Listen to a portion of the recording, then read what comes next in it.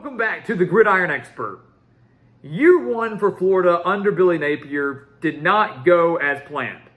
The Gators started the year 4-2 with that massive season-opening win over Utah, but then finished the year on a 2-5 slump to conclude the year at 6-7 with a blowout loss to Oregon State in the Las Vegas Bowl.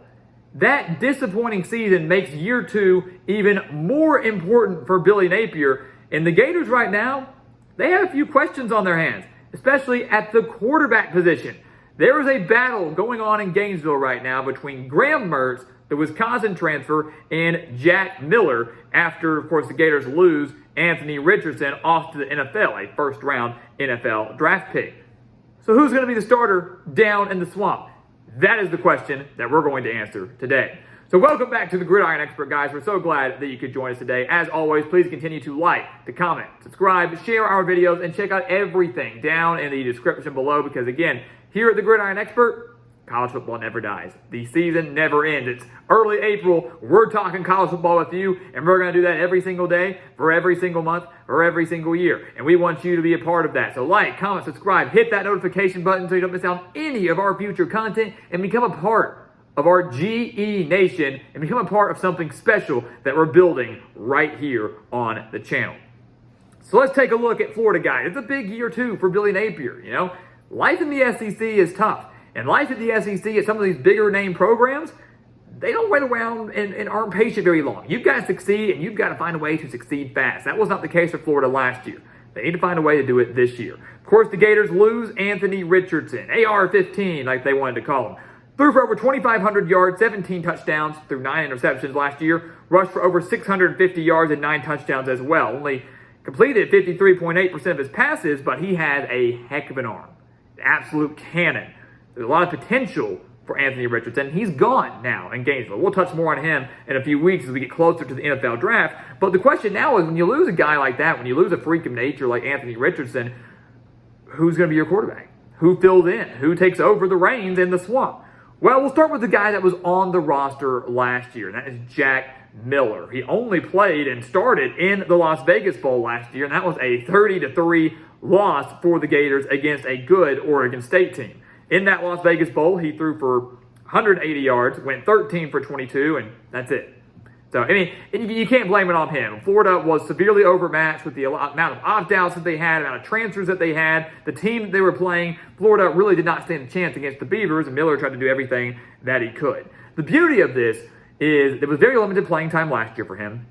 And Miller obviously has a very high ceiling. There's a lot of potential for Jack Miller. Transferred in from Ohio State, very highly touted recruit, was the 14th ranked pro-style quarterback coming out of high school. So while we haven't seen much of him, we know that the talent is there. Napier knows how to develop quarterbacks. He knows how to work with quarterbacks, knows how to build up efficient offenses.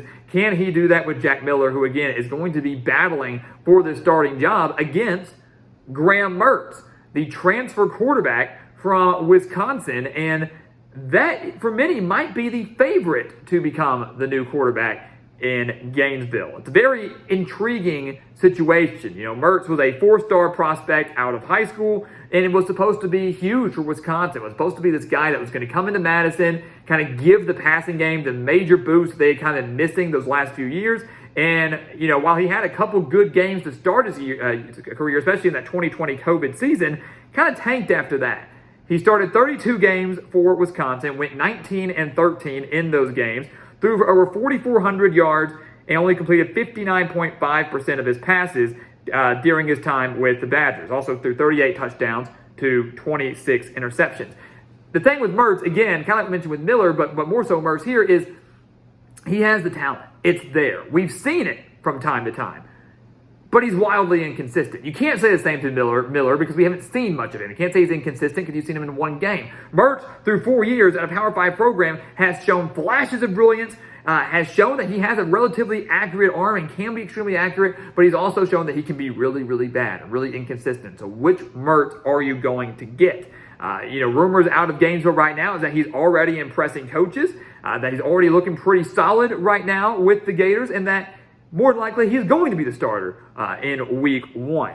That would be the expectation, but it is far from over. It is a far from settled that Graham Mertz is going to be the quarterback at Florida. Miller certainly is going to give him a run for his money. It's just a matter of, can Mertz, again, be accurate? Can he be consistent? Can he do it week in and week out against what's going to be arguably a much tougher slate of games, a much tougher schedule, much tougher opponents than he was facing in the Big Ten. Now life in the SEC East, where he's going to have to play Tennessee, where he's going to have to play Georgia, an up-and-coming South Carolina team, even a Vanderbilt team that's showing improvement, and even beat Florida last year. So that's going to be the question at quarterback right now for the Gators.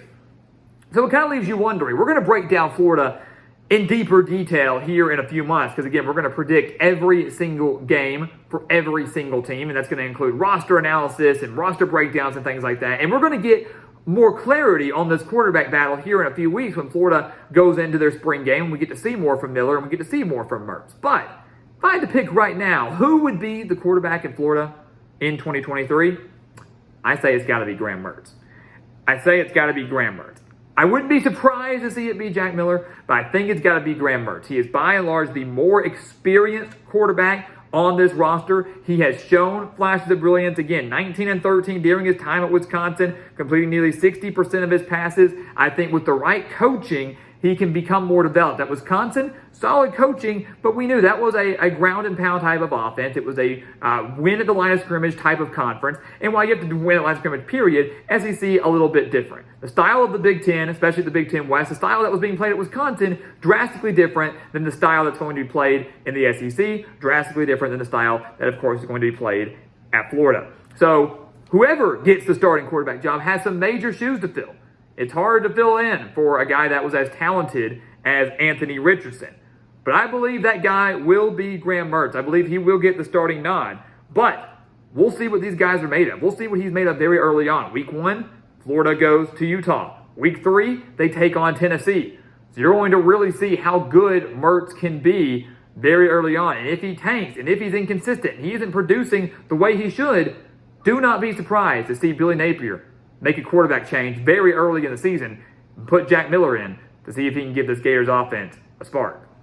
So guys, thank you so much for watching us here at the Gridiron Expert on YouTube. Make sure to continue to like, comment, subscribe, share our videos, and check out everything down in the description below. Again, here at the Gridiron Expert, football never dies. The season never ends here on the channel. We want you to become a part of it. We want you to become a part of our GE Nation and a part of something special that we are building right here on the channel. And once again, guys, as always, thank you so much for watching, and we'll see you next time right here on the Gridiron Expert.